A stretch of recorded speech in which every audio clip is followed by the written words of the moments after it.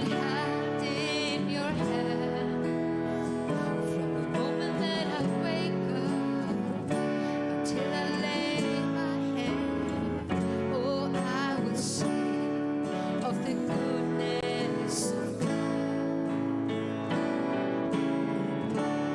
All my life you have been faithful. All my life you have been so, so good. With every breath that I am able, oh, I will sing of the goodness of God.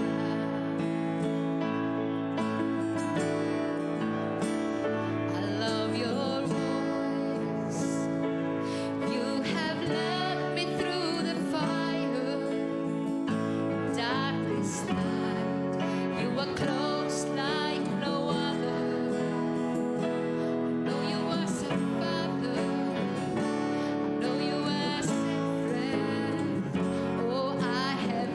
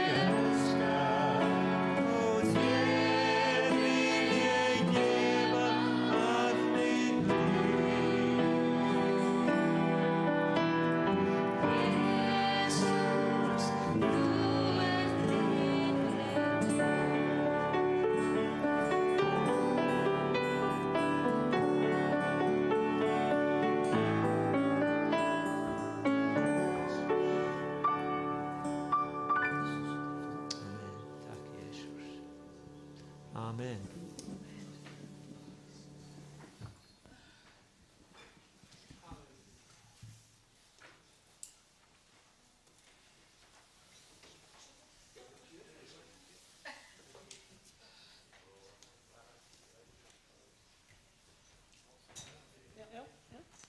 Já, takk fyrir.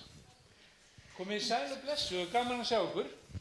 Það er yndislegt að fá að vera með ykkur hérna í Keflavík. Segja hver við erum, já. Við erum Þóranna, Margrét Sigurbergsdóttir og Steingrímur Ágúst Jónsson. Við búum í Vestmannaeyjum. Hún er fædd og uppalinn í Kópavogi og ég er fæddur uppalinn í Reykjavík. En við erum búin að búa í Vestmannaeyjum í Já. 44 ár. Við höfum lagt okkur eftir því í mörg ár frá því að ég set bara allan okkar tíma að hlusta eftir orði Guðs. Og stundum hefur við náð að hlusta vel og heyra og hlýða. Það hefur komið fyrir. Þannig kom það að Guð talaði til okkar farið til Vestmannaeyja. Og við fórum. Hann har aldrei sagt okkur farið tilbaka. Þetta var 1977. Við höfum ekki heyrt hann segja farið tilbaka, en við erum þar enn. En Guð hefur sagt okkur að fara á ýmsa staði en heimili okkar en þau í Vestmannaeyjum. En ég ætla að leyfa henni að segja ýmislegt núna. Já, það var gaman að ég var með að hugsa hvernig ég kom hérna síðast, mér er svo óralangt síðan, en ég var að reyna að reikna það út. Ég held að það hefði verið á sumarmóti hérna 2018. Þannig að það er hérna, það komið hátt í 4 ár. Þannig að, og ég var með að hugsa hvernig mér leið. Þetta sumarmót, það var þannig fyrir okkur hjónin, það var alveg mjög uppörvandi í alla staði. Systir mín býr hérna, einmitt ekkert langt frá, hún var í frí og fengum hérna íbúðin hennar og tókum þátt í allri helginni, fara hérna í ferðast Suðurnesin og alla samkomunnar og hitta Færeyingana og ég voru þetta var, kennslan, hún var svo uppörvandi.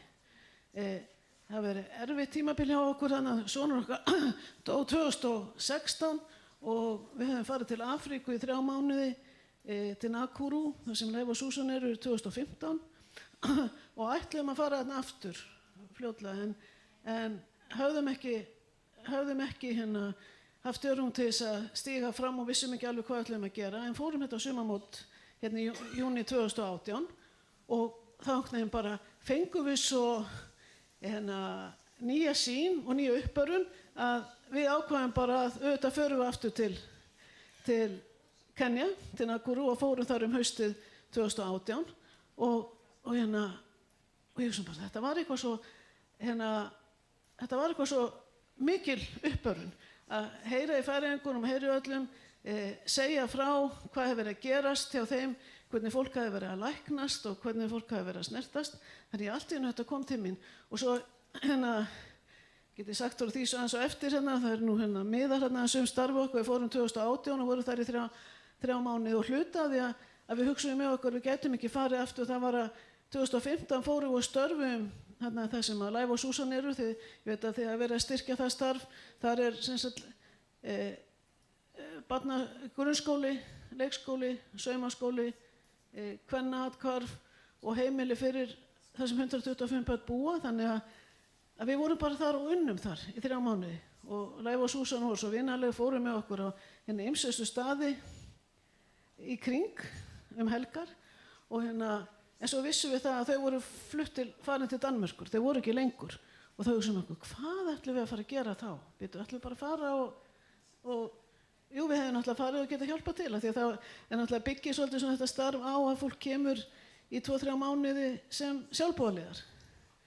En við fórum af stað samt, þannig að haustið í október 2018 og hugsaðum með okkur, við ætlum að leggja okkar á mörkum og Steingrímur bara var að hugsa hvað hann ætti að gera þegar hann var að vinna í eldhúsinu og ætti hann að vera þar áfram. En það bara kom strax til hans í flugvélinni kvennaathvarfið. Það er eitt af því sem þau hafa verið að sinna hérna á staðnum, það er kvennaathvarf. Og hann sem karlmaður, þetta eru brotnar konur, þetta eru mikið konur kannski frá 15 til 18 ára sem hafa lent í erfiðum hlutum, verið hraktar út af heimilinu sínu, verið nauðgað eða eiga von á barni eða bara mjög erfiðum aðstæðum og oft erfitt með að horfa á karlmann, en ég hafði verið svolítið mikið með þeim kenna þeim að prjóna og sauma og hekla og lesa með þeim og biðja með þeim og það var svona auðvelt að sitja með þeim. En hann fór bara þá að dunda við ýmislegt þurfti að gera. Það þurfti að laga vatnstankinn, setja nýja dælu, það þurfti að laga brotna gangstéttarhellur, það þurfti að laga niðurfallið, setja nýja perur í setja nýtt ljós, þannig að hann var svona smá saman bara varan þarna. Og síðan þegar við fórum heim 2018, að þá sáum við svo mikla þörf. Húsnæði var lélegt, aðstæða kvennanna var erfið og hugsaðum með okkur, og ekki að langa sögu stutta, hugsaðum með okkur langar að sjá þetta betra. Það var göt í gólfinu, bara af því að fyrsta lagi hafði góldúkurinn eyðilagst og öðru lagi bara var komin hola, þannig að þetta væri bara ekki bjóðandi fyrir konur sem væru í svona andlega mikilli neyð. Loftin voru máluð svört og gluggarnir svartir, hurðarnar svartar, þannig að við töluðum við verktaka og hann gaf okkur upp verð sem myndi kosta að mála allt saman, setja nýja flísar á gólfin og fara yfir rafmagn, setja aðstöðu þannig að konurnar geti komist á salerni, þær eru að labba hringinn í kringum húsið til þess að fara nætur og sem var kannski ekki alltaf 100% öruggt að höfðu komið þarna einhverjir misindismenn yfir girðinguna þó að séu háa girðingar og hann gaf okkur upp upphæð. Það myndi kosta bara rúmlega 1 milljón, 1,2-3 milljónir að gera þetta allt saman og við sögum bara, heyrðu, áður komið næst þá ætlum við að vera búin að bara senda hennar pening. Við sáum fram að við gætum að borga þetta af okkar eigin bara tekjum og þá og svo bara þegar við komum 2019 að þá vorum við búin að senda peninga undan okkur og þegar fólki í Vestmannaeyjum og fólki í kringum okkur í kirkjunni, fjölskyldunni og bara almennir Vestmannaeyingar og það var tekið viðtal við okkur í blaðinu sem kemur út, vikublaðinu sem kemur út í Vestmannaeyjum og þá vildi fólk vera með. Þannig við gátum verið búin að senda undan okkur 1,5 milljón og við dvöldum þar í 3 mánuði 2019 og við sáum þetta verk unnið. Verktakinn var byrjar að vinna, það var allt málað, sett nýtt á gólfið, sett nýtt eldhús og skrifstofu fyrir starfsfólkið og innangengt inn á salerninni, allt saman nýtt sturtur og þvottahúsið var komið rennandi vatn og ljós í loftin, þannig að nú gátu þær farið bara kvöldin og unnið í þvottahúsinu þegar börnin væru sofnuð og eins og einn sagði, þið getið ekki ímyndað ykkur hvað þið hafi gert. Við vorum ekkert en nú erum við eitthvað. Þannig að það er svo yndislegt að hafa bara fengið að vera þátttakandi í þessu verki. Að Guð kallar okkur og það verður að dreifa svona spjöldum aðeins og auðvitað við ætlum að fara aftur núna 2020 eða 2021 og þá ætlum við að gera svæði fyrir utan betra. Það er pínlítið börn innan við Einsá sem eru skríðandi bara í mölinni og illgresinu.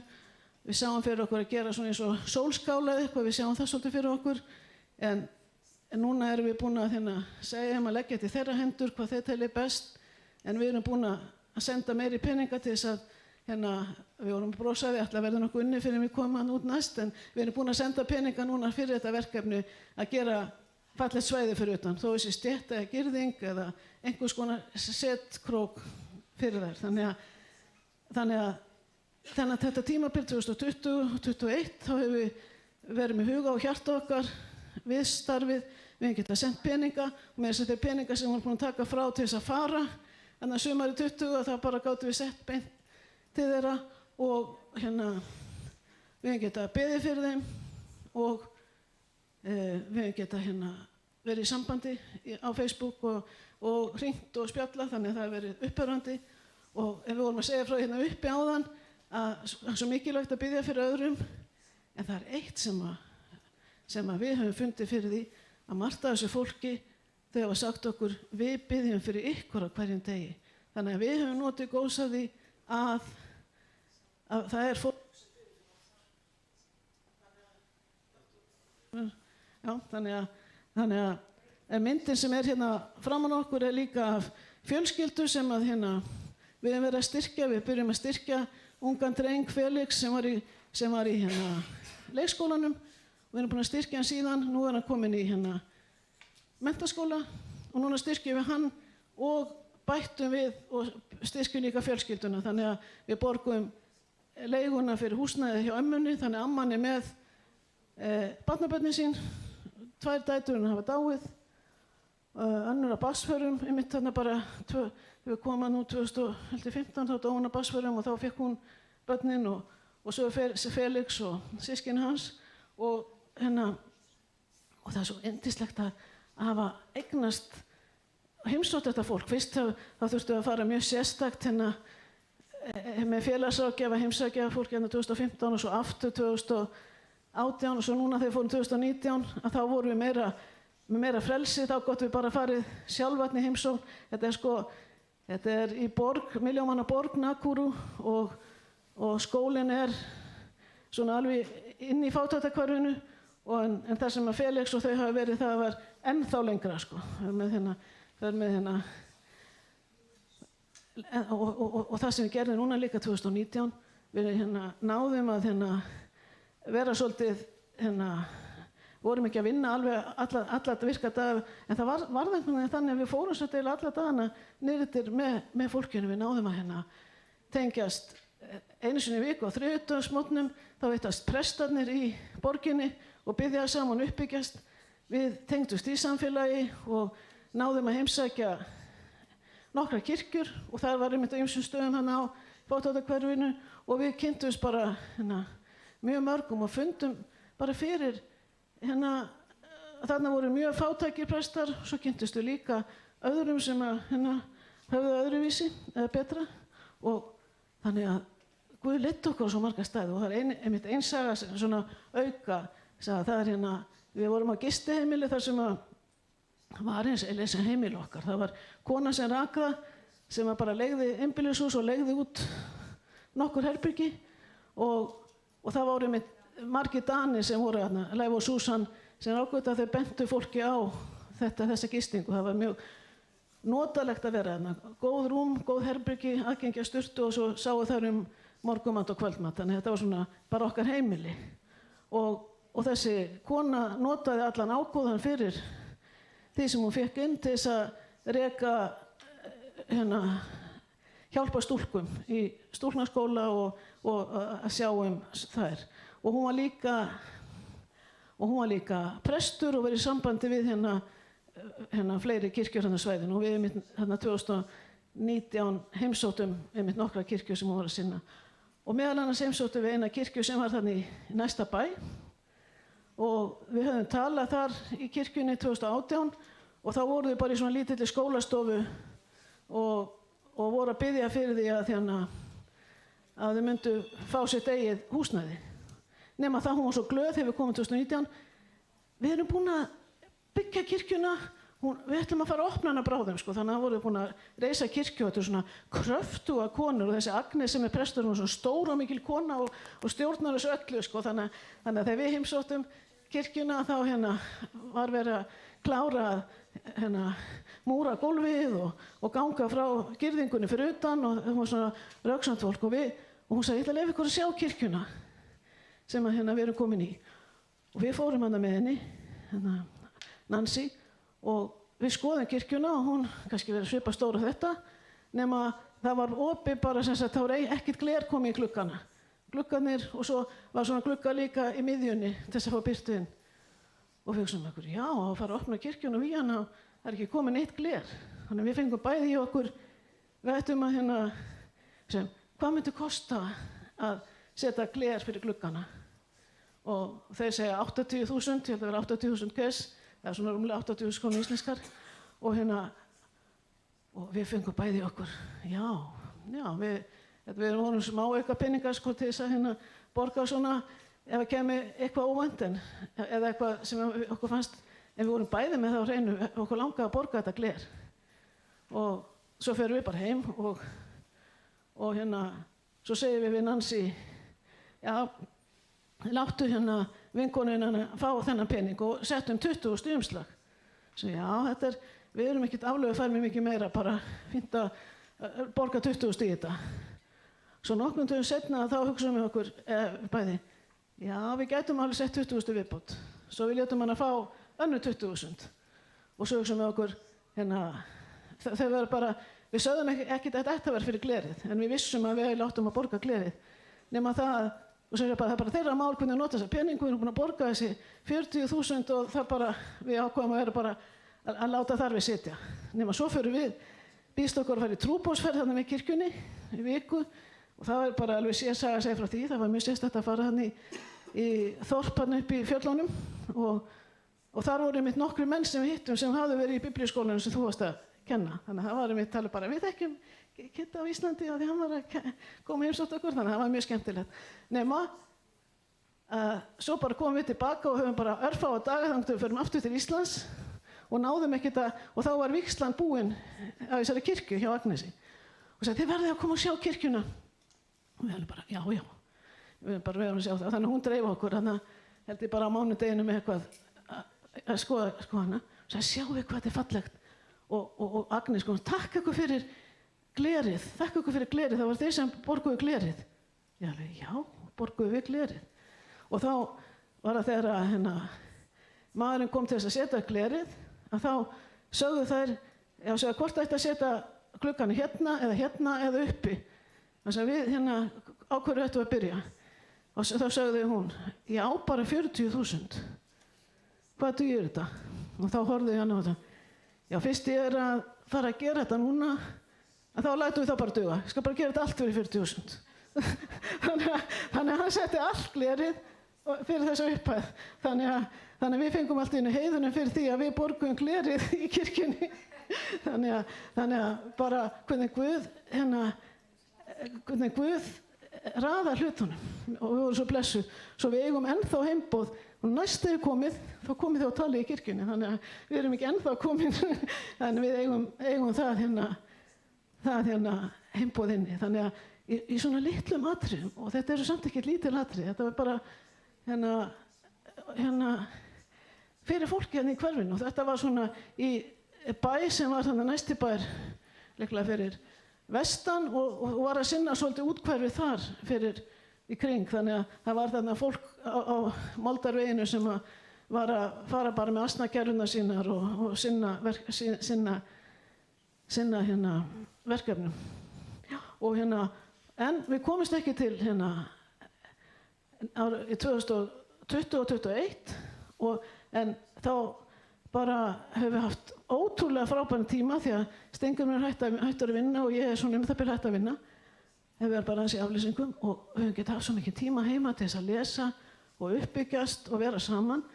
Og þegar við sáum fram á að við kæmumst ekki til Afríku og þá ákváðum við bara að við getum heimsótt kirkjurnar á Íslandi og við erum með mjög góða kveðjur. Við erum búin að heimsækja Höfn í Hornafirði og Vopnafjörð og Ísafjörð og Stykkishólm og þannig að það var eiginlega bara Keflavík í þessari atriðun eftir. Þannig að nú erum við komin til Keflavíkur og mér er svo frábært að vita af því að hér sé bænafólk að biðja fyrir Íslandi og blessa Ísland. Af því ég veit að það er hópur á Höfn og ég veit að það er hópur á Vopnafirði og á Ísafirði og Stykkishólmi. Það skiptir öllu máli fyrir Ísland. Já, það var líka hópur í Vestmannum og Gotinu og Selfossi og Reykjavík, það er á fleiri stöðum. En bara, það er svo frábært að og hvernig Guð læknar. Við fórum í ferð í september, ég var að leysa hans af í sumar og við vorum laus byrjun september, segja nú bara förum við landið. Ákváðum að fara Vopnafjörð og Ísafjörð og bara sjá fyrir okkur, fara fyrst austur og Steingrímur hafði pantað tíma hjá lækni því hann var svo eitthvað illt í fætinum, hann fór eitthvað til heimilis og sagði, já, ég panta bara tíma hjá sérfræðingi og þú fer að fara tíma þarna í september og þá sáum við, já, við erum að fara á Vopnafjörð, þá verðum að fara aftur suður til læknis og þetta. Nema bara á fyrstu samkomunni á Höfn, að þá vorum við búin að samkoma og hann sagði, þá hugsaði hann með sér, við erum að biðja fyrir fólki ef við ekki eins og látið biðja fyrir fætinum á mér. Og svo við báðum fyrir fætinum á honum og hann bara læknaðist. Já, hann bara læknaðist. Og svo vorum við komin á Vopnafjörð og þá vorum við að tala við þurftum eiginlega að fara þarna. Og svo bara heyrðu, við þurfum ekki að fara. Svo við gátum bara verið rúma viku á Vopnafirði bara í afslöpun og hann er búinn að vera fínn í fætinu síðan. Þannig að stundum gerum við áætlanir en Guð, þannig að þetta endaði með að vera 3 vikna ferð að fara austur fyrir og vera viku á Vopnafirði og svo á Stykkishólmi og Ísafirði og við vorum veðurtöft á Ísafirði, fengum auka daga þegar við snjóum hann inni í september en svo þetta var til þess að við vorum líka mánuð á Vopnafirði í nóvember, vorum þar með fólkinu að biðja og bara áttum ótrúlega góðan tíma og við höfum haldið áfram að biðja fyrir Vopnafirði það því að Guð að gera stórkostlega hluti, að reisa fólk og ég trúi því og stefnum að fara aftur núna með vorinu á bæði Ísafjörð og Vopnafjörð og fleiri staði. Þannig að bara Guð bless ykkur og ég er svo glöð að vera komin hingað og vera með ykkur og svo var náttúrulega hluta af því sem að gaf okkur kraft þess að fara í vor, það var sagan sem Steingrímur held ég að segja ykkur kínversku peningana. Það var mjög, hvernig Guð sýnir okkur. Og lækningar, svo var ég hugsað það bara, maður finnst að maður er búin að gleyma hvað lækna, að Steingrímur greindist fyrir árið síðan númlega með krabbaminn og það var bara skorið í burtu og það var svona bara heill, það bara fullkomin lækning. Þannig að bara við getum þó eitthvað verða á vegi okkar sem seinkar einhverju, að þá bara þurfum við að sinna því og bara við fáum fullkomin heilbrigði. Þannig að nú ætla ég að hleypa bara Steingrímur, Guð bless ykkur.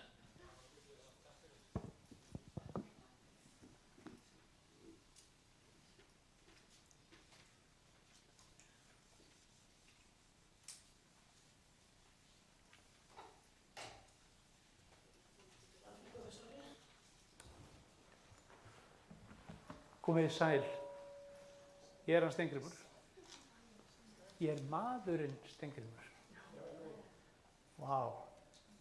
Það bara að tala í Biblíunni, eða einu staði að tala maðurinn Jesús Kristur. Það skiptir alveg ofboðslegu máli að vera maður og þau skiptast í karl og konu.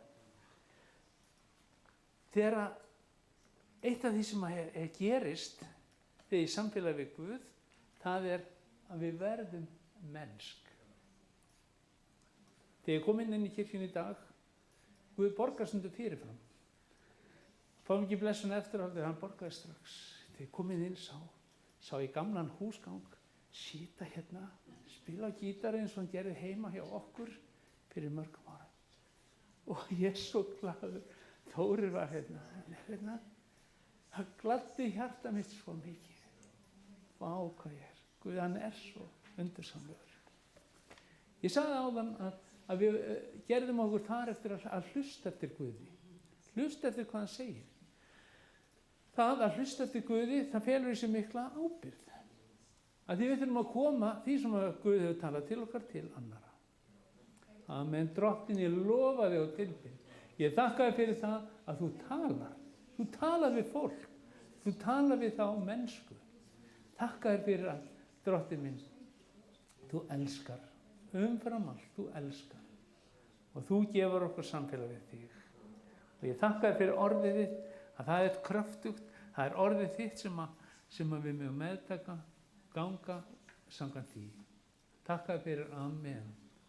Leið okkur að hlusta í dag, að taka móti, leið okkur að tala það sem þú hefur gefið okkur. Amen. Það gerðist þegar að Móse, hann hafði verið upp á fjallinu, hann var komið með steintöflurnar til þess að fram fyrir Ísraelsmenn og það var búið að lesa upp hvað stóð á steintöflunum. Vitið þið hvað fólki sagði? Það sagði, heyrðu Móse, þetta er hræðilegt fjall. Við erum búin að standa hérna, við erum búin að horfa á það, við erum búin að sjá að það hristist allt og skalf og það voru þrumur, eldingar, það voru ský, reiðarský og þetta, heyrðu Móse, vilt þú ekki bara sjá þetta fyrir okkur? Við skulum bara hlýða þér. En Guð sagði, þegar hann skapaði manninn, hann sagði, við skulum búa, skapa menn. Við skulum skapa menn. Þannig að við eigum að vera mennsk. Við eigum að vera á þann hátt mennsk að við erum í samfélagi við Drottinn. Og Satan, hann kom, er eitthvað vesen eða? Og að Satan kom til að stela mennsku okkar. Hann kom til að taka það að maður og Guð gæti átt samfélag, eðlilegt samfélag. Í garðinum í Eden, að þá gekk Guð í kvöldsvalanum. Hann var kominn til að fá tesopa saman með Adam og Evu. Þetta setjast niður. Ég elska te, minnst te afskaplega góður drykkur og ég nýt þess svo. Og ég sé þau fyrir mig síðan þannig, tesopa. Og Guð bendir þeim á, veist að á þessum runna, þið ættu að pröfa þennan, sko. Þessi góður. Og þannig að Guð, hann kendi þeim. Hann kendi þeim að vera menn og það var eðlilegt og sjálfsagt að eiga samfélag við Guð, augliti til auglitis. Það er mennskan. Síðan kemur Satan inn í myndina, síðan kemur Satan og hann vil taka mennskuna frá okkur. Hann vil taka í burtu þetta að við höfum beint sambandi við Guð. Og hann vil setja okkur helst á þennan stað þar sem við segjum, er ekki bara best að Kitty sjá þetta hérna í Keflavík. Hann hlustar eftir Guði, hann sér að tala fyrir okkur. En þeir sögðu, en við skulum hlýða honum, við skulum hlýða þér. En það er svolítið merkilegt þegar við skoðum þetta vers í annarri Mósebók 20. kafla 19. vers. Hann segir, en láta ekki Guð tala við oss að við deyjum ekki. Tala þú við oss og við skulum hlýða. Það er eitt sem að gera stundum þegar við ætlum að hafa þetta þannig á þennan hátt, að það gerist á þann hátt að við förum að efast orð annarra. Já, Kitty sagði, Steingrímur sagði, hann sagði að Guð hefði heyrt þetta. Og við stöndum það, þá förum við að efast. En ef við stöndum fram fyrir Guði og heyrum, hvað á ég að gera? Hann sagði þetta sjálfur. Og við höfum það þannig í réttarkerfi okkar sem er náttúrulega byggt á Biblíunni og við höfum það okkar á milli þannig ef eitthvað segir mér persónulega, þá trúi ég, en ef það komi gegnum 2-3, þá er þetta svona, já, þetta er kannski ekki alveg eins og hann sagði, en þetta er svona nokkurn megin. Og þar kemur efinn upp, hann kemst upp í milli í þessu. Og þetta er það sem að Guð vil kenna okkur og taka úr okkur og hann vil eiga samfélag við okkur. Verið í samfélagi. Vá, hvað er spennandi. Núna er COVID búið að vera 2 ár og það hefur truflað samfélag okkar svona svolítið. Og vitið það, við höfum svolítið leyft því að trufla okkur. Og við bara, já, þetta er allt, þetta er COVID. En eins og ég var að tala við Þóri áðan, ég sagði, heyrðu, við hefum ekki haft samband í 5 ár, eða 10, en það var ekki COVID síðustu 10 árin. Af hverju voru ekki í sambandi þá?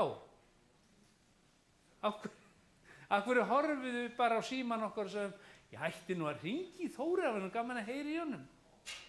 Ég læt það bara vera, já, ég horfi bara á síman, ger ekki meira. Svo spyr ég stundum einhvern annan, þú ert í sambandi við Þóri, hvað er að frétta af Þóri? Í stað fyrir að taka síman, Þórir, hvað er að frétta af þér? Yndislegt. Ég sagði það að við leggjum okkur eftir að heyra Guðs orð og það er nauðsynlegt að taka ekki bara það sem aðrir segja og það sem þó að við vitum að sá sé sannorður og trúverðugur til að hlusta á, að þá er samt, vilt þú ekki bara sjá þetta fyrir okkur? En ég skal hlýða, ég skal gera það sem hún segir mér að gera. En það er nauðsynlegt að við hlýðum bara beint á Drottinn og tökum frá honum það sem hann er að gefa okkur. Ég glemdi á byrjun, við erum með bestu kveðjur frá Hvítasunskirkjunni í Vestmannaeyjum. Frá söfnuðinum í Vestmannaeyjum, hann biður að heilsa söfnuðinum í Keflavík. Já, kannski á ég að segja eitthvað annað en Keflavík. Já, á Suðurnesjum. Nei, en Guð skapaði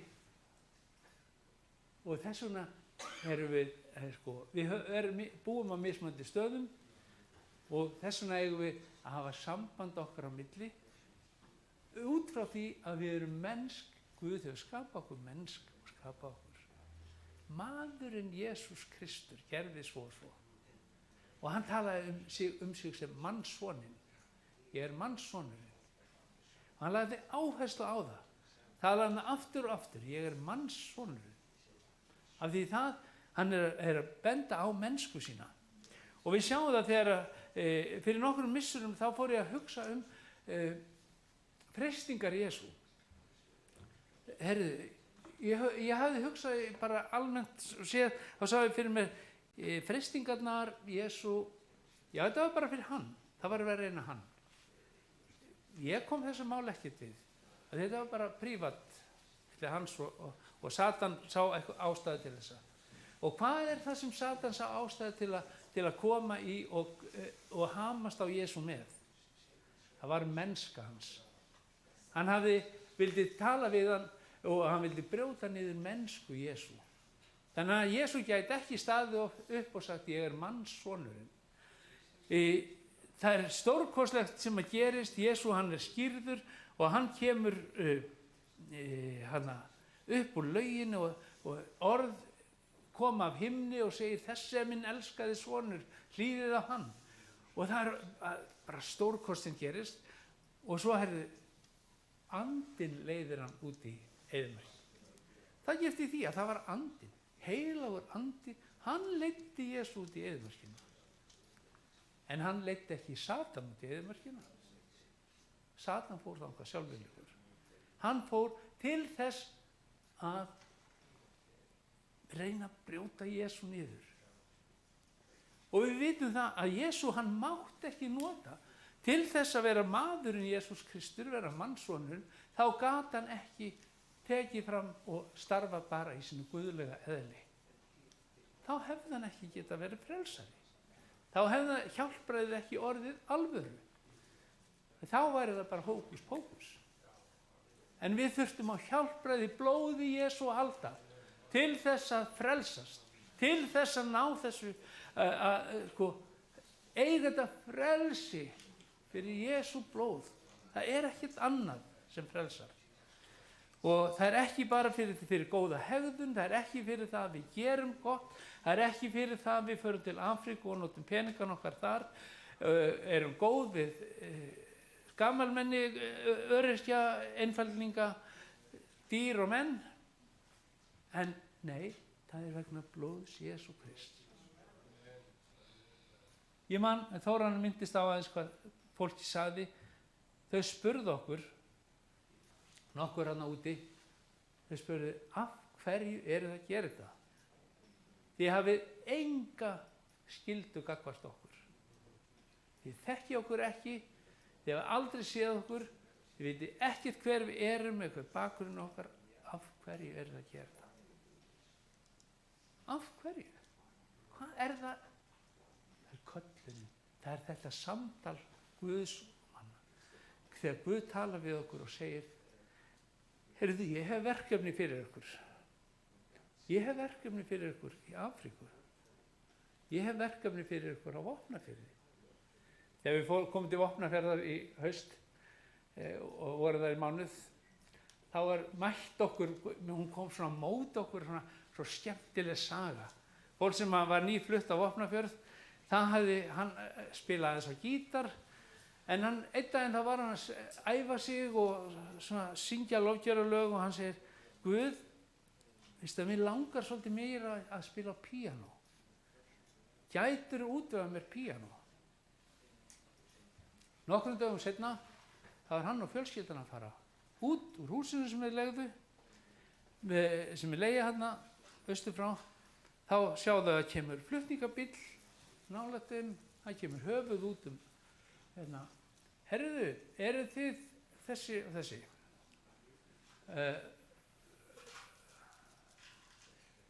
Halldóra og Henrik, já, þau játast því, og þá segir hann, herðu, getur verið eitthvað vant í píanó? Getur verið eitthvað vant í píanó? herru, ég er með, já, við erum nú einmitt búin að byrja þetta. Já, ég er með píanó aftur í, hann að, ef ekki bara koma því eftir ykkar. Hann er píanó fyrir. Þessi maður, hann var að gera upp, þau hjónin voru að gera upp íbúð foreldra, eða móður konar þessa mann sem talaði, og þau voru búin að koma því að hún var látin og gera bara upp. Nei, hún fór 11 já, og þess vegna var bara, og eftir stóð þarna píanó og nokkrir smá hlutir aðrir, og ég segi, hvað ættu að gera?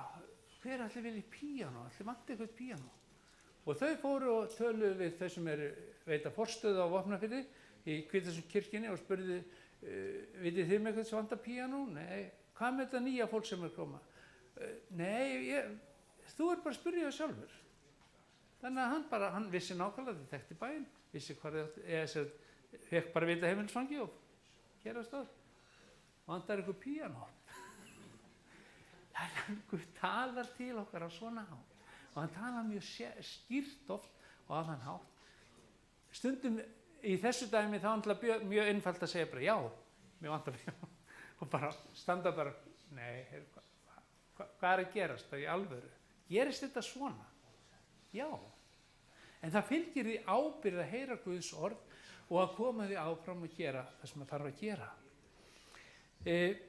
Í Afríku þá kynntust við mjög skemmtilegum, ótrúlega góðum hópi að hvern þriðjudag að þá hittast þeir forstöðumenn kirkna í Afríku, í þessum bæ sem að vilja. Það koma svona 20 til 120 manns, svona bara misjátt, því hvernig stendur á.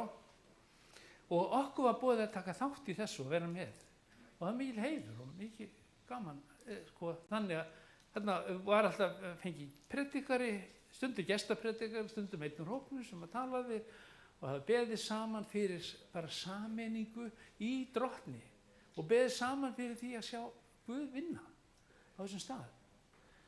Einn daginn þá predikari frá höfuðborginni, Nairobi, kona mín kallar til mín orð og segir, það er því að það er að minna mig á þess að manni ekki alltaf að ég er með heilabilun, manni ekki alltaf rétt orðin,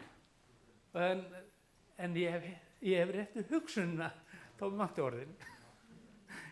Þannig að það er allt í lagi. Og við erum hann að sitja. Svo kom henn ákveðin dag, þá kom þessi maður frá, var tillaði biskup, og hann kemur þarna og hann byrjar að tala. Og hann talar, mér líst ekki á það sem hann að segja. Og hann talar meira, og mér líst enn verra á það sem hann segir. Og að lokum þá svo er hann búin að tala, fer niður úr predikunarstólnum, kemur hérna og heldur á hann að tala hljóðnum að. Og ég stenst ekki mátið, ég stóð á fætur, ég gekk alveg og sagði við hann, Birgir, þú ert að bulla.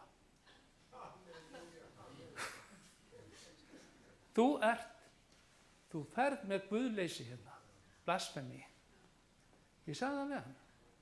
Og þar sem hann að tala, hann átta sig ekki alveg á hvað er að gerast. Og ég segi, má ég fá hljóðnumann? Og seilist hún eftir hljóðnumann þannig að það leit út eins og ég væri bara að rífa hann af honum. En hann var að rétta mér hann og ég tek hann. Og ég segi bara því miður, þú ert ekki að fara með rétt Guðs orð. Þetta er guðleysi sem þú ert að tala um. Hann var að tala um það að upp myndi rísa maður þarna á þessu svæði sem að myndi verða lausnari. Og hann notaði orð og spátumsorð úr Mósebók sem á sérstaklega við Jesú. Og hann notar þetta orð, það rísa upp menn sem að hafa mikil áhrif. Við skulum ekki gera lítið úr því, engan hátt. En hann notaði orð sem átti Jesú. Og ég sagði, það getur enginn sett sig á þann stað sem að Jesús er. Það hefur engin leyfi til að setja sig í það sæti sem að Jesús á. Ég sagði, þetta er guðleysi og þarna gerist það að það koma öldungar það ákveðið ráð sem að sér þetta og í þessu ráði þarna standa upp menn, koma að okkur og einn stillir sér upp fyrir fram mig og vísar mér á dyr. Það koma fleiri. Einn kemur með töskuna mína sem ég hefði skilið eftir í sætinu og réttir með hana og mér er vísað á dyr. Og auðvitað, hvað hefði ég gert í svefninu heima? Ég hefði rekið hann út, hendur hann út gluggann á þess að opna. Bara og mér er vísað út við okkur, bara burtu með okkur, út með okkur. Þarna voru tveir fyrir aftan mig, beint fyrir aftan mig, satt einn af prestunum úr kirkjunni sem við sóttum reglulega, sem er á svæðinu hjá þar sem skólinn er og New Life. Og hann er þarna og við tölum svo kalla hann á okkur ef við fórum til bara nokkrum tímum seinna og hann bara alveg hann sagði, hvað er það að gera maður? Alveg rétt sem þú sagðir. Hann var að flytja ranga kenningu. En ég veit ekki hvað þið gerir á Íslandi, en svona gerum við ekki hérna í Afríku. Og ég bara, vitið það, ég var fylltur heilugum anda. Mér leið vel. Ég vissi að ég hafi talað inn í aðstæður og á réttan hátt. Og ég vissi það. Og ég kom hérna og ég sagði við hann, þessi maður var að flytja ranga kenningu og það fólk sem er hann inni sem eru ungir forstöðumenn og hann hefur ekkert leyfi til þess að skilja þá eftir með þessa kenningu. Að það sé einhver sem getur sest í sæti Jesú. Og hann sagði, og ég sagði við hann, og hann segir bara, og ég sagði, benti honum á og sagði, spurði Jesú nokkurt leyfi þegar hann rak víxlar hann út úr musturinu.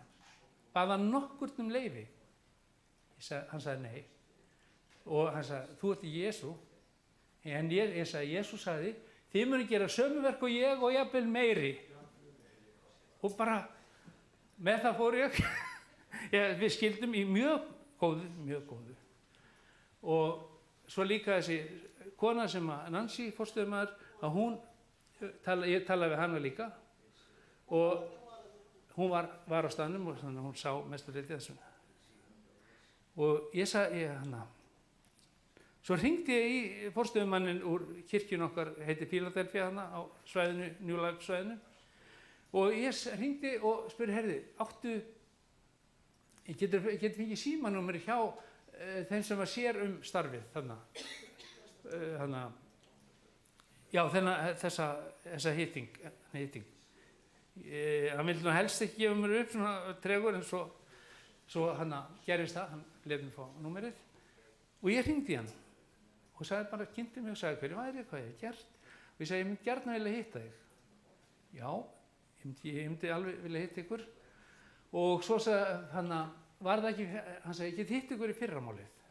Bara við borðum morgunverð, það er mjög algengt, bara borðum morgunverð saman á hóteli hérna í bæ og höfum fund í leiðinni. Og svo töluðum við hann og sögðum frá hvað við værum að gera og hvernig þetta væri. Og hann sagði, hvað ég hefði vitað allt þetta fyrir fundin, þá hefði sjálfur rekið hinnkallinn út. en ekki því. Og hann sagði, verið velkomin hvenær sem ég geti aftur. Og við komum næsta þriðjudag. Og það voru, úti voru svona, dyraverðir. Og þegar við komum og ég heilsaði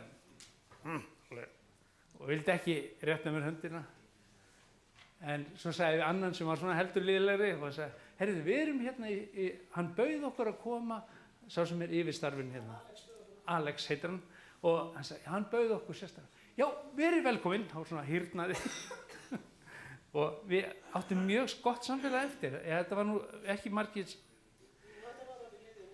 Já, en við komum þetta, þannig að það er mjög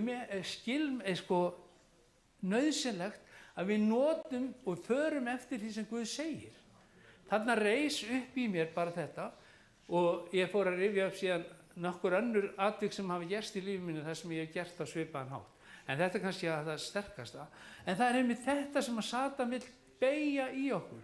Það er þetta sem vill taka að, sko, þetta þegar ég segi, heyrðu, ég var bara að tala við Guð þetta, að ég er mennskur, að því að ég er manneskja sem Guð skapaði, og ég var bara að tala við hann segir, þetta er ekki rétt. Og þannig er það, en þegar Jesú er hann fer heilagur andi, tekur hann út í eyðimörkina og þar er hann og hann er að berjast og fyrir hverju er hann að berjast? Hann er að berjast fyrir okkur, hann er að berjast fyrir hjálpræði okkar, hann er að berjast fyrir því að geta staðist allan tíman, að geta komið í verk því sem hann er sendur til að gera. Og það er hann að berjast, svo þegar hann er búinn að þá, sko, það segir að hann hafi bæði verið, honum hafi verið, sko, ég sé fyrir mér sko bara barinn af einhverjum óþokka líf, bara tekinn fyrir og bara buffaður á allan þann hátt sem hann gat og hann hafi ekki tíma til að borða. Ég veit að ég segir ekki svefnin, en ég sé ekki fyrir mér að hann hafi geta sofið mikið endilega. Svo þegar hann kemur út úr eyðimörkinu, hann kemur og þá er Satan tilbúinn þar. Hann er tilbúinn með, og fyrsta þeirra, jæja, ertu orðinn svangur? Er ekki komin svona, það er nú gott að fá eitthvað. Þeir sem að þekkja til svona lengri föstutíma, þeir vita, maður er bara ekkert sérlega svangur þegar maður er búinn í föstu. En það væri nú samt að gott að fá eitthvað aðeins í kverkarnar og aðeins að fá smá bita. Og hvað býður Satan? Jesús, þegar maðurinn var skapaður í garðinum, hann segi, þið megið borða af öllu, þið megið smakka hvað sem er. Þið eru menn, njótið þess. Það er enda bara eitt. Það er þetta tré hérna, skilningstréð. Látið það vera. Og ég fór að hugsa það þegar var ég sem hugsa bara, hvað er það? Af hverju var skilningstréð svona? Af hverju stóða það? Af hverju hafði Guð það ekki eitthvað annar staðar? Það er af því hann ætlaði að kenna okkur skilningstréð. Kennslutíminn skilningstréð var í gangi, en það var bara ekki komið að því að þeir myndu setja saman, að þau myndu setja saman. Ég veit ekki hversu langur tími var í aldingarnum etið. Kannski var 1-2.000 ár. Af því að þegar þau koma út úr aldingarnum, þá er þetta fullt af fólki. Þannig að það hefur eitthvað gerst og Guð sagði sko inni þegar hann bara skapar, verið í frjósum, uppfylli jörðina. Það vantaði þennan tíma þegar þeir sætu saman og Guð kæmi kvöldsvalanum og segi, heyrðu, ég held sér komin tími á þetta tré núna. Nú er komin tími á skilningstréð, fáum okkur águfast af því. Þið eru búin að ganga það langt, þið eru komið það langt, það er komin tími á þennan ávöxt. Það var bara ekki komin akkurat þarna. Og Jesús kemur út og Satan býður honum. Hvað býður honum? Jesús sagði, það myndi engin maður, engin faðir, sama hversu góður hann er, bjóða barninu svona brauð, stein eða býður brauð. Og þannig er hann að vitna til þess sem að Satan hafi gert. Af því Satan er engin faðir. Það segir, hann hefur aldrei skapað neitt, hann er ekki búið neitt til, hann hefur ekki gert neitt, hann hefur ekki átt afkvæmi sjálfur, hann er faðir eins reyndar. Hann segir, hann er faðir lyginnar. Faðir lyginnar, einskis annars. Og hann býður honum brauð. Hann segir, hann býður honum stein að borða. Kann maður langa lítið í grjót að borða. Og vitið þið hvað? Þegar Jesús í kvöldmáltíðina síðust, þá segir hann, braut brauðið og gaf þeim og sagði, þetta er líkami minn.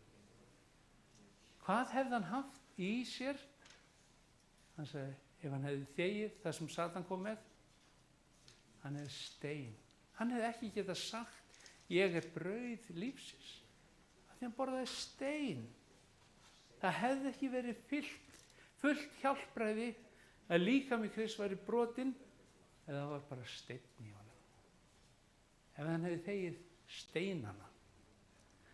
Og í þessu að þá gerist það líka að ef að Jesú hefði, maðurinn Jesú hefði tekið þetta og farið og beygt sig til að ná í steinin, fyrir hverjum hefði hann beygt sig? Satan. Hann hefði beygt sig fyrir Satan til að þiggja gjöfina. Af því Satan sagði ekki, það segir ekki, Satan tók upp stein og sagði, þeir breytti þessu bara í brauð. Hann benti og sagði, þá getur þú breytt þessum steinum. Ef þú ert sannur maður. Ef þú ert sannur maður í þessu samfélagi sem var skapað í aldingarinn metin. Nei, Jesús sagði, ég hef svo miklu betri mat en þennan. Ég hef orð Guðs. Ég hef orðið sem að talaði til mín. Ég búin að vera 40 dagar út í eyðimörkinni. Ég þurfti ekki að borða. Ég get alveg verið lengur á þess að fá mér matarhluta. Það er ekki það sem mér langar mest í. Mér langar í orðum. Mér langar bara aftur að heyra rödd hans. Þegar hann segi, þessi er minn elskaði sonur. Bara ég fengi að heyra það, þá skiptir mig brauð engu máli. Matur skiptir mig ekki máli. Og síðan kemur Jesú, síðan heldur hann áfram djöfullinn. Hann segir, tekur hann með sér inn í borgina, helgu, settur hann á brún musterisins. Ef þú ert sonur Guðs, kasta þér ofan, því að ritað er að tíminn er að vera kominn. Ég þarf að koma aftur. En hann segir, ef þú kastar þér hérna niður, þá mun hann fela englum sínum og þeir munu bera þig á höndum sér svo að þú steytir ekki fótinn við steini. Og eins og ég sagði, ég var að hugsa um það fyrst, hvað kemur þetta mér við? Þetta var bara milli Jesú og Satan. En þetta kemur mér svo stórkostlega við að því að mér hefur verið kastað ofan af háum stöðum og englar hafa gripið mig. Það að missa barn, það að missa heilsuna, það að missa vinnu og eitt og annað. Það er bara að vera kastað ofan af háum stað. Og við myndum kremjast ef að englar Guðs myndi ekki grípa okkur. Við þurfum á því að halda, við þurfum ekki, þetta er engin leikur. Og þarna sjáum við líka Satan, og við skoðum þetta á þann hátt, að Satan er líka að gera eitt og annað. Þannig að upp á musterisi, fullt af fólki á musterishæðinni, fullt af fólki að skoða þarna, þú ert nú bara að byrja í fæinu, þú ert bara að verða rétt að byrja. Og hugsaðu hvað getur fengið marga lærisveinar hérna. Fólk sæði bara detta niður, og svo bara allt innu komin upp aftur. Hugsaðu hvað myndi ná í marga lærisveinar. Og þú myndi bara fá allt innu hóp, það þekkir eiginlega enginn í borginni, en nú myndi allir þekkja þig. En fyrir hvað yrði Jesú þekktur?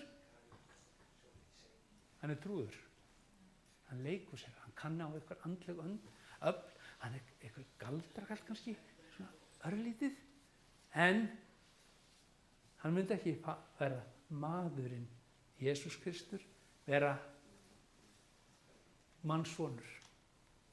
Hann myndi ekki vera sá sem að fólk heldur þetta, en Jesús svarar, þú skalt ekki freista drottins. Ekki koma Guði í þá aðstöðu að ábyrgðin sé hans þegar þú berð sjálfur það ábyrgð. Og segja, Guð, ég held að búin að eyða öllum peningunum, ég hafa ekki neitt eftir, ég bara gat ekki staðist að kaupa þetta og hitt. Guð, þú ert svolítið góður í fjármálum, getur ekki redda mér núna, sko. Og stundum komum við okkur í þetta klandur og svo ætlumst við til að Guð komi og hjálpa okkur. Ef Jesú hefði stokkið, þá hefði að koma Guð í klandur. Ef hann hefði bara hoppað niður og smállega á jörðinni, hvað þá? Það er ekki. En Jesú gekk út úr þessu, þá fer hann með hann upp á ofurhátt fjall. og hann segir, hann sýnir honum öll ríki heims og dýrð þeirra. Allt þetta mun ég gefa þér ef þú tilbyður mig. Þegar ég fór að skoða hver ég sjálfur í þessari freistingu, þá sé ég svolítið sem að kitlar mig alveg opaslega mikið og mjög marga. Ég nefnilega fengið að sjá svolítið af ríkjum heimsins. Ég hef farið til 10, 20, 30, 40 landa. Ég hef séð píramídana miklu. Ég hef farið upp í Eiffelturnin. Ég hef séð svo ótrúlega fallegt hér og þar. Er ég ekki að gæla svolítið við í þessu að sjá öll ríki heimsins? Ef ég hefði tekið það ákvörðun að segja, heyrðu, ég ætla bara að fara að ferðast heiminn. Og við sáum frá frásögnum, við fáum mjög vel viðtalsþátt í sjónvarpinu. Erum við ekki komið svolítið á þann stað þar sem maður segir, ef við gefum öll ríki heimsins, ég skal gefa þér þetta. Ef þú hættir þessu Jesú bulli og kjaftaði og ferð bara, hefur gott, nýtu lífsins, bara gaman. Nei, ekki falla fram fyrir Satan. Þá fór djöfullinn frá Jesú og englar kom á þjónuðunum, segir í biblíuþýðingunni minni, en nýjustu þýðingunni, fannst það svo skemmtilega að það segir, þá gafst Satan upp. Og mér finnst það svo raunsatt, þá gafst hann upp. Satan gefst upp á okkur þegar við verðum menn frammi fyrir drottni. Og samband okkar við Guð maður við Guð. Amen. Takið þessu orði og leyfið því að skoði því. Og drottin svo stórkostlegur, svo frábær. Og svo fór hann og fór að tala, kenna, opinbera sjálfan sig þegar hann talar bara að sem sagt, þegar hann segir að ritningin hefur ræst, núna hefur ritningin ræst þetta að frelsarinn kominn í hinn Kristur kominn. Ég var að spila skrafl, konu mín við móður hennar og hún sagði svo orð, sagði, ég veit ekki hvort ég samþykki þetta af því það bannað að nota sérnöfn í skrafli. Það var ekki nota Jesús, en hún var með orðið Kristi. Samþykki það, sagði hún. Ég sagði já, af því það ekki nafn á Jesú. Það embættistitill hans. Hann var Kristur. Hann var uppfylling fyrirheitana, hann var sá sem var kominn til þess að með allan boðskap Guðs og segja, menn, takja á móti, fylli ykkur af þessu. Þannig að hún mátti nota Kristi og ég nota það nafn yfir mig líka. Ég maðurinn Steingrímur Ágúst Jónsson og ég fylgi Kristi. Amen. Guð bless ykkur og varveiti, uppur ykkur í trúalífinu og í því sem bara leitið hans, talið við hann. Amen. Peningar, já, það var bara að slökkva á því. En ég geng stundum með peninga á mér. Mjög skrýtn, öðruvísi svona. Þetta reyndar ekkert skrýtni fyrir mér, þetta eru kenískir peningar. En þannig stóð á einu sinni, ég var heima, bara í fyrra sumar, já, þar 2020, já, heitir það svona. Og ég var úti að gera smá stéttundir öskutunnur hjá okkur, færa til og setja, og ég fer og fæ gröfu, hún grefur hólu og fyllir honni með sandi, möl og allt tilbúið. Ég með hellurnar, alltaf að leggja það sjálfur og vantaði bara nokkur sandkorn til þess að bara svona undir hellunum til að slétta og hafa allt fínt. Og ég fer út í fjöru og til að ná í sand og svo þegar ég kem heim aftur með sandinn í skottinu, opna skottið, logg og verður litið niður og þá sé ég einn penning liggja á jörðinni við bara á bílastæðinu mínu sem ég var búinn að sópa og prýða og haft það fínt af því að ég var búinn að sópa allt drasl í burtu og ég kem að þá er þessi peningur, ég tek hann, hvað er skrítinn peningur? Tek hann upp. Kenískur peningur. 20 kenískir skilningar. Hvað? Það er einhver annarkvort að grínast að setja þetta hérna. Þóranna hafa gert. Ég skoðaði fötin mín með þess að ég sagði, heyrðu, nei, þessi föt hafa ekki farið til Afríku, þannig að þau hafa ekki dottið úr vinnugalla í Afríku til að vinna. Og nei, þetta er ekki dottið þar. Bíllinn fór í hreinsun þennan morgun, hann var allur hreinsaður innan og utan, þannig að mjög ólíklegt að hann hefði komið dottið þaðan og ég hef bara enga skýring á þessu. Hvort einhver Keníubúi hefur verið að kanga þarna á bílastæðinu mínu? Nei, inn í stakkunum samt í vasann. Og svo er ég að hugsa þetta að ég vantaði aðeins meiri sand. Það var ekki alveg nóg sem ég kom með. Þannig ég þurfti bara í fötur, þrjár, fjórar fötur sem ég þurfti.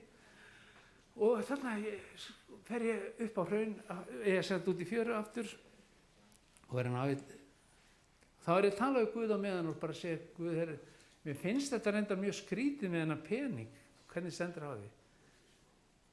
Og svo segir Guð, svona einn peningur, þetta er bara svona eitthvað svona, já, bara happening, eitthvað tilviljun. En ég segi, ef það eru tveir, ef það veri annar, þá myndi það nú breyta einhverju. Þá er það að tala eitthvað við mig. Og ég fer heim og nú háttaði þannig til að ég hafði sett náttúrulega fötunar aftur í, en skófluna hafði ég sett farþegamegin, eða hinum megin inn í bílinn. Þannig að hún komst ekki alveg í skottið, skaftlöng. Og ég fer þar og opna, þá er annar peningur, alveg eins, á bílastæðinu.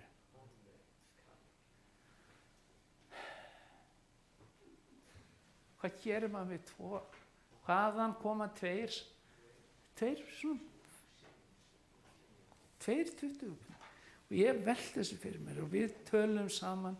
Þóranna hafði ekkert verið að vafstra með svona peninga og við fer yfir þetta og segir bara, heyrðu, Guð, ég hef ekki hugmynd hvað það þýðir.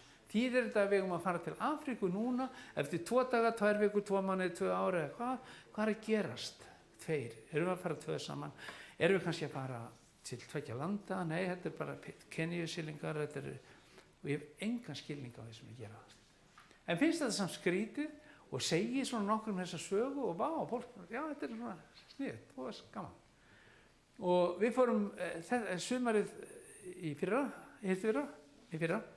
þá fórum við upp í sumarmót upp í Lönguhlíð í Skagafirði á vegum Löngumýri, á vegum Kristniboðssambandsins og þá segir einn við okkur, heyrðu, getið ekki sagt frá einhverju, svona þið hafa verið að starfa í Afríku, getið ekki sagt aðeins frá hvað er að gera, hvað Guð er að gera í lífi ykkar.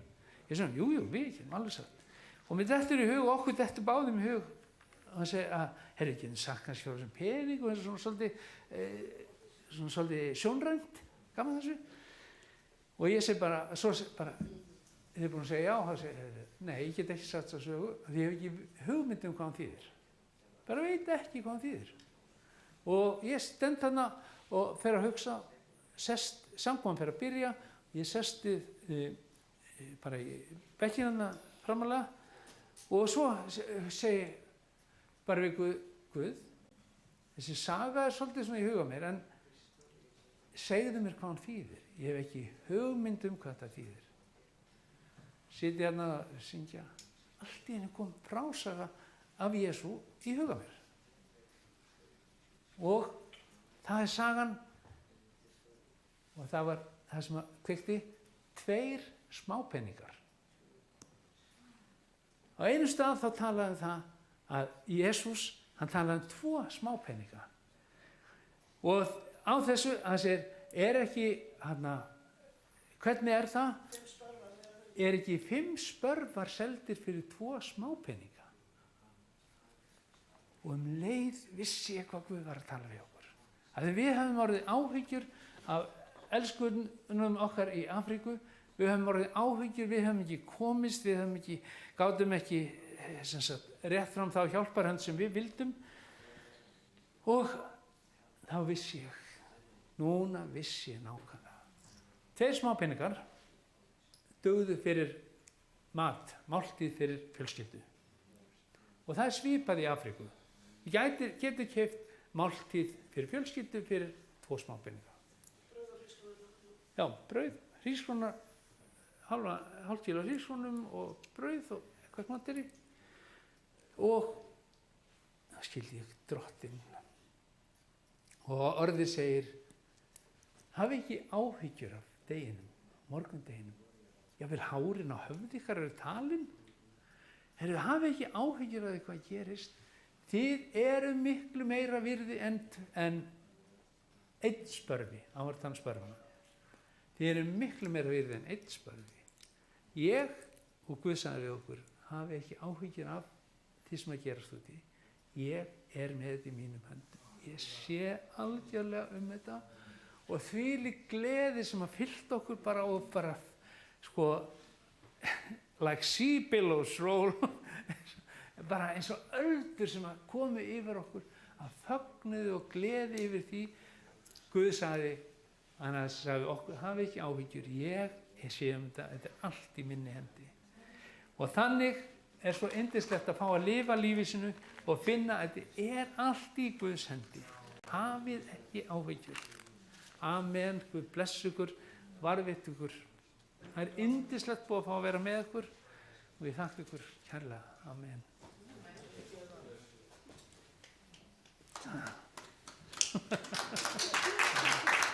Ó, Jesús minn.